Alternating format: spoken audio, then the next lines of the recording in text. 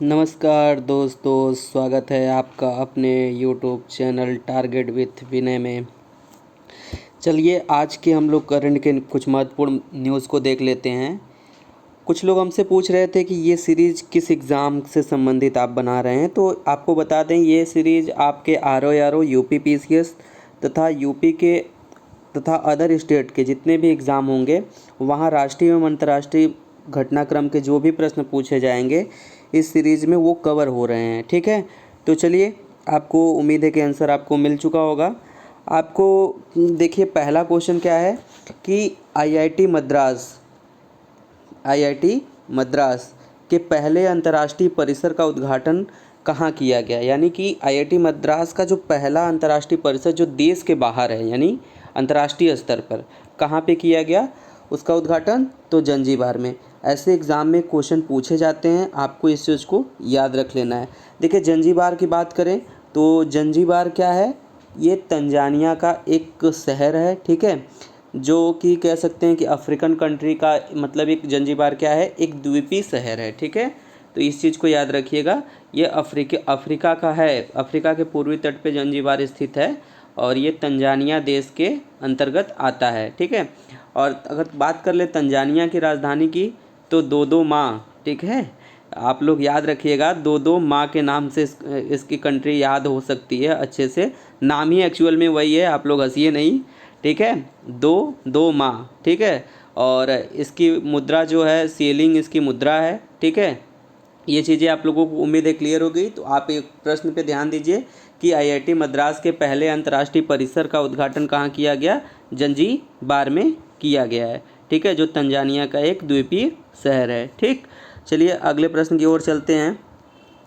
All India federation, ठीक है, all India federation, ठीक है, यानी AIFF। ठीक है, ए शॉर्ट फॉर्म में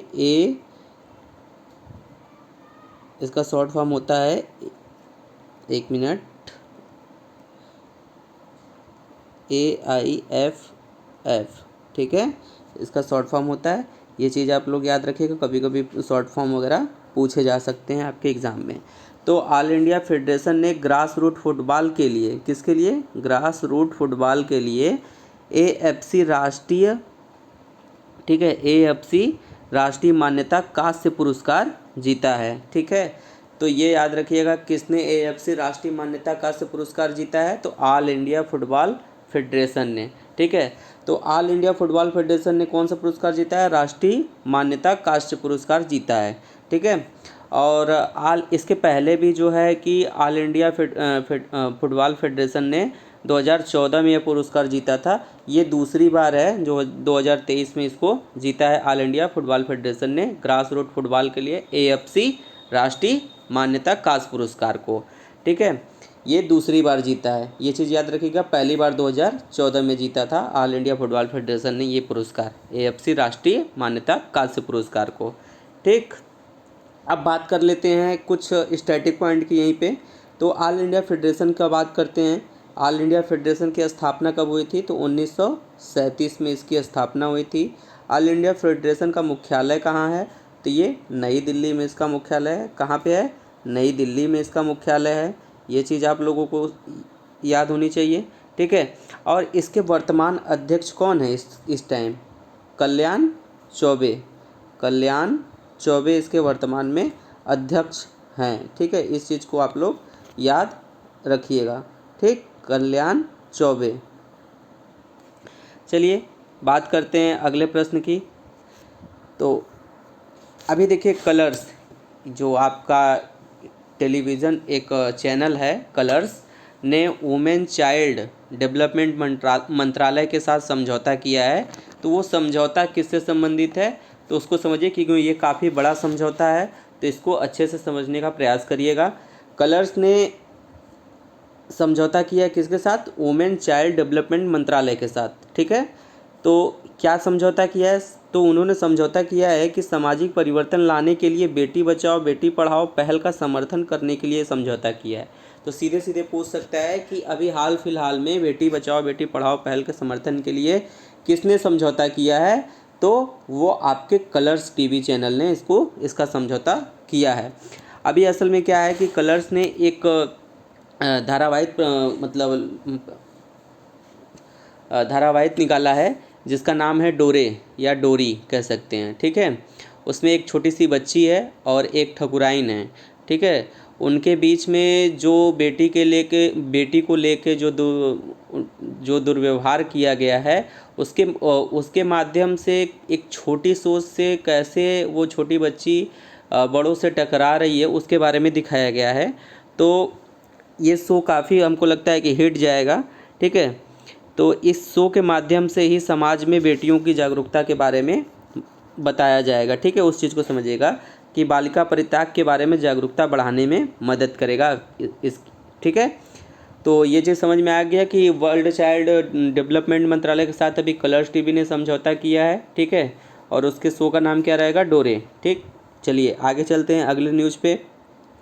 सरकार ने कृषि समाचार निगरानी के लिए भारत का पहला आर्टिफिशियल इंटेलिजेंट समाधान, ठीक है, आर्टिफिशियल AI का मतलब यहाँ पे आर्टिफिशियल इंटेलिजेंट समाधान लॉन्च किया है, ठीक है। तो ये पहली बार है, यानी कि पहली बार ऐसा कोई काम किया जा रहा है कि जिसको मतलब किसी न्यूज़ का आर्टिफिशियल रूप से उसकी निगरानी किया जाएगा, खास करके वो एग्रीकल्चर जो न्यूज़ है उसके बारे में, ठीक है।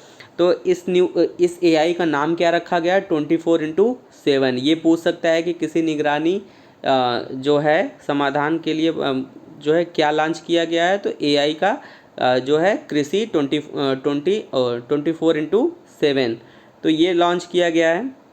और ये याद रखिए कि किसके द्वारा इसका निर्माण किया गया, ये भी पूछा जा सकता है। तो उस चीज़ को भी याद आप लोग समझते चलिए, जो है कि इसका निर्माण जो है, इसका जो निर्माण है कृषि कल्याण विभाग ने वाधवानी इंस्टीट्यूट फॉर AI, ठीक है, Wadhwani institute for artificial intelligent, ठीक है, के सहयोग से बनाया है। ये क्वेश्चन पूछा जा सकता है कि इसका निर्माण किसके द्वारा किया है, तो ये आप लोग याद रखिएगा, कृषि एवं कल्याण विभाग ने Wadhwani institute for artificial intelligent के सहयोग से बनाया है। और इसको सपोर्ट कर रहा है कौन, गूगल, ठीक है। ये भी पूछा जा सकता है कि इस प्रकार की पहल को सपोर्ट कौन कर रहा है, तो गूगल सपोर्ट कर रहा है, ठीक है। ये याद रखिएगा कि भारत का पहला कृषि समाचार निगरानी AI का नाम क्या है, 24/7, ठीक, किसके द्वारा बनाया गया है, आप लोग इसको याद रखिए। कृषि एवं कल्याण विभाग के द्वारा, विभाग ने Wadhwani institute for artificial intelligent के सहयोग से बनाया है और सपोर्ट कर रहा है आपका गूगल, ठीक। चलिए आज अपने नेक्स्ट प्रश्न पे चलते हैं। ऑस्ट्रेलिया भारत शिक्षा और कौशल परिषद की बैठक, ठीक है, ऑस्ट्रेलिया भारत शिक्षा और कौशल परिषद की पहली बैठक कहाँ हुई है, ठीक है। तो ये समझ लीजिए कि ये एग्ज़ाम में छपने वाले क्वेश्चनों में से एक क्वेश्चन है। ये पूछा जाएगा कि ऑस्ट्रेलिया भारत शिक्षा और कौशल परिषद की पहली बैठक कहाँ हुई, तो ये बैठक हुई है IIT गांधीनगर में, ठीक है, IIT गांधीनगर में हुई है। और बैठक का सह अध्यक्षता किसके द्वारा किया गया है, यानी कह सकते हैं भारत की तरफ से इसकी अध्यक्षता शिक्षा मंत्री, हमारे जो केंद्रीय शिक्षा मंत्री हैं धर्मेंद्र प्रधान, उनके द्वारा इसकी अध्यक्षता की गई है। और ऑस्ट्रेलिया के जो शिक्षा मंत्री हैं जेसन क्लेयर ने इन दोनों ने ही इस बैठक की अध्यक्षता की है। बात कर लेते हैं ऑस्ट्रेलिया की। ऑस्ट्रेलिया की राजधानी तो आप लोग को पता होगा कि कैनबरा उसकी राजधानी है, ठीक है, कैनबरा उसकी राजधानी है, ठीक। मुद्रा क्या है वहाँ की, तो डॉलर है, ठीक है। और इस टाइम एंटोनी एल्बांसी जो हैं वहाँ के PM हैं, ठीक। इस चीज़ को आप लोग याद रखिएगा। चलिए अगले प्रश्न पे चलते हैं। सलेम अल दावसरी, ठीक है, ये कौन हैं, इस बात को समझने का प्रयास करिए कि सलेम अल दावसरी कौन हैं। तो ये एशियाई फुटबॉल परिसंघ द्वारा 2023 वर्ष का पुरुष खिलाड़ी नामित किया गया है। तो आपसे पूछेगा कि फुटबॉल के लिए 2023 का पुरुष खिलाड़ी किसको नामित किया गया है, तो सऊदी अरब के हैं सलेम अल दावसरी, इन्हीं को नामित किया गया है।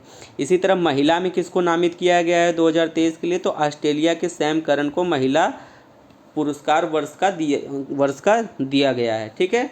ये चीज़ समझ में आई आप लोगों को, ठीक है। बात करते हैं अगले प्रश्न की। महिलाओं के लिए पानी और पानी के लिए महिलाएं अभियान किसके द्वारा शुरू किया गया है, ठीक है।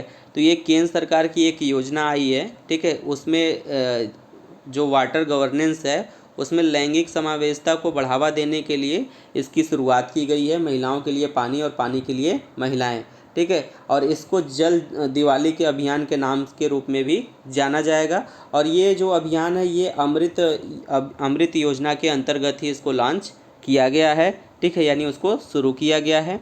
अब बात कर लेते हैं कि इसको कहाँ किसके सहयोग से शुरू किया गया है।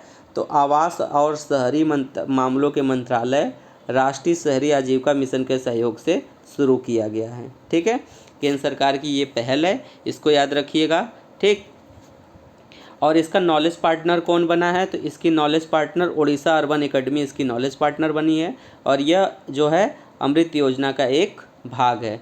तो इस चीज़ को आप लोग समझिएगा कि महिलाओं के लिए पानी और पानी के लिए महिलाएं अभियान कहाँ किसके द्वारा शुरू किया गया है, तो केंद्र सरकार के द्वारा शुरू किया गया है, ठीक है। और क्यों शुरू किया गया है, जल प्रशासन में महिलाओं की भागीदारी को बढ़ावा देने के लिए, ठीक है। और इसको जल दिवाली के नाम से जाना जाएगा।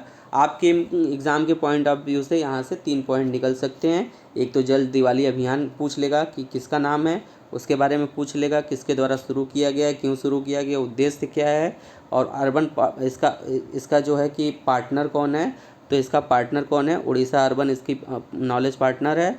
और यह अमृत योजना का एक भाग है। चलिए बात करते हैं अगले प्रश्न पे। यहाँ से देखिए किसी न किसी एग्ज़ाम में एक प्रश्न तो आने हैं, ठीक है। तो इसको अच्छे से क्यों ना अच्छे से याद कर लिया जाए। मैंने सारी चीज़ों को एक ही जगह लाने का प्रयास किया है, तो आप लोग इस चीज़ को अच्छे से समझने का प्रयास करें। देखिए 54वें भारतीय अंतर्राष्ट्रीय फिल्म महोत्सव, तो ये आपको पता है कि 54वें भारतीय अंतर्राष्ट्रीय फिल्म महोत्सव, तो ये जानते हैं कि आप ये प्रत्येक साल गोवा में ही इसका आयोजन किया जाता है, ठीक है। इस बार इसका आयोजन 20 से 28 नवंबर को कहाँ किया जा रहा है, गोवा में ही किया जा रहा है।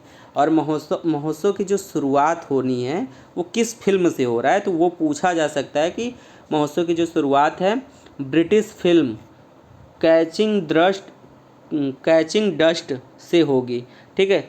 ये शुरुआत आपको याद होनी चाहिए। और महोत्सव का समापन किस फिल्म से हो रहा है, तो अमेरिकी फिल्म द फेदर वेट से हो रहा है। किससे, अमेरिकी फिल्म द फेदर वेट से इसकी शुरुआत हो रही और समापन हो रहा है। और शुरुआत किससे हो रही है, ब्रिटिश फिल्म कैचिंग डस्ट, ठीक है। कैचिंग से आप याद रख सकते हैं कि जिस प्रकार फीता काटा जाता है, तो उसी तरीके से आप याद रख सकते हैं शुरुआत किससे हो रही है, कैचिंग डस्ट से, ठीक। और अभी इसके पहले कुछ दिन पहले न्यूज़ में आपको पता है कि अंतर्राष्ट्रीय जूरी गठित की गई है, ठीक है। किसकी अध्यक्षता में, इसी 54वें भारतीय अंतर्राष्ट्रीय फिल्म महोत्सव के लिए अंतर्राष्ट्रीय जूरी गठित की गई है, जो वो शेखर कपूर की अध्यक्षता में गठित किया गया है। इम्पॉर्टेंट इसलिए हो जाता है कि भारतीय हैं, तो इसलिए इम्पॉर्टेंट हो जाता है। और इसमें 17 लाइफ टाइम अचीवमेंट पुरस्कार भी दिया जाएगा, तो उसके बारे में भी समझ लेते हैं। देखिए जो 54वां अंतर्राष्ट्रीय फिल्म महोत्सव है, ठीक है, उसी में क्या किया जाएगा, हॉलीवुड के स्टार माइकल डगलस, ठीक है, माइकल डगलस को सत्यजीत, ठीक है, सत्यजीत रे लाइफ टाइम अचीवमेंट अवार्ड से सम्मानित किया जाएगा। ये भी इम्पोर्टेंट क्वेश्चन है, आपको इसको मिस नहीं करना है। ये डबल स्टार ट्रिपल स्टार जो लगाना है लगा लीजिए, यहाँ से क्वेश्चन आपके एग्ज़ाम में पूछने की पूरे संभावना है, ठीक है। चलिए आप लोगों को अगले प्रश्न की तरफ लेके चलते हैं। भोगपुरम अंतर्राष्ट्रीय हवाई अड्डा, ठीक है, ये आंध्र प्रदेश का पहला ग्रीनफील्ड हवाई अड्डा है, ठीक है, आंध्र प्रदेश का पहला ग्रीनफील्ड हवाई अड्डा है। तो ये बहुत इंपॉर्टेंट हो जाता है। तो आपसे सीधे पूछ लेगा कि अभी भोगापुरम अंतर्राष्ट्रीय हवाई अड्डे का निर्माण कहाँ किया जा रहा है, तो आपका आंसर क्या होगा, आंध्र प्रदेश में किया जा रहा है। और इसका निर्माण जो कार्य है L&T कंस्ट्रक्शन, ठीक है, के द्वारा किया जाएगा। GMR, ठीक है, GMR विशाखापट्टनम के मतलब एक संगठन है, संगठन नहीं है, बोल सकते हैं कि निर्माण कंपनी है, उसी के अनुबंध से इसको बनाया जाएगा। तो इस चीज़ों को आप लोग समझिएगा कि ये मेन आपके एग्ज़ाम में मैक्सिमम चांसेस हैं कि ये भोगमपुरम अंतर्राष्ट्रीय हवाई अड्डा आपसे सीधे पूछ सकता है कि कहाँ पे है, कहाँ बन रहा है, तो आंध्र प्रदेश में। यह ग्रीनफील्ड हवाई अड्डा है, ये भी बात आप लोग याद रखेंगे। चलिए आज के अपने अंतिम प्रश्न की तरफ चलते हैं। देखिए ये भी बहुत इंपॉर्टेंट क्वेश्चन आया है क्योंकि ये इम्पोर्टेंट इसलिए हो जाता है क्योंकि यहाँ से एक बार प्रश्न पूछा गया है एग्ज़ाम में कि ई बैंक गारंटी देने वाला देश का पहला विदेशी बैंक कौन बना है? HSBC। ठीक है, आप लोग इसको याद कर लीजिएगा, इसको रट लीजिएगा। क्या? HSBC ई बैंक गारंटी देने वाला देश का पहला विदेशी बैंक बना है। और भारत का पहला इलेक्ट्रॉनिक बैंक गारंटी जारी करने वाला जो है कौन सा बैंक था? तो HDFC था। कौन सा था? HDFC। ठीक है, HDFC भारत का पहला इलेक्ट्रॉनिक बैंक गारंटी जारी करने वाला बैंक था। ठीक, और बात कर ले कि भारत की पहली निजी क्षेत्र की कंपनी कौन सी थी जिसने इलेक्ट्रॉनिक बैंक गारंटी जारी किया था? तो वो भी HDFC ही थी। दोनों याद रखिएगा, एक तो भारत की पहली, दूसरा निजी क्षेत्र में भी पहली, यानी प्राइवेट बैंक की बात कर रहे हैं, उसमें भी HDFC ही पहली थी। और सार्वजनिक क्षेत्र यानी सरकारी क्षेत्र में सरकारी बैंकों की बात कर ले तो केनरा बैंक जो है ये इलेक्ट्रॉनिक बैंक गारंटी शुरू करने वाला देश का पहला सार्वजनिक क्षेत्र का बैंक था। तो उम्मीद है कि आप लोगों को ये सारे न्यूज़ आप लोगों को समझ में आया होगा। तो प्लीज़ आप लोग जाइए मेरे चैनल को सब्सक्राइब करें तथा उसमें लाइक कमेंट करके, या कुछ अन्य बदलाव आप लोग चाहते हैं इस सीरीज में तो वो भी आप लोग कमेंट के माध्यम से कह सकते हैं। देखिए, टाइपिंग के माध्यम से हम अभी आप लोगों को नहीं पढ़ा सकते हैं। ठीक है, जितना हैंड रिटन के माध्यम से हम आप लोगों को समझाने का प्रयास कर रहे हैं इतना कम नहीं है। आप लोग इसको अच्छे से समझने की कोशिश करिए, टाइपिंग के चक्कर में आप लोग मत परेशान रहिए। ठीक है, और उम्मीद है कि आप लोगों को ये सीरीज़ पसंद आ रही होगी। तो प्लीज़ सपोर्ट मी।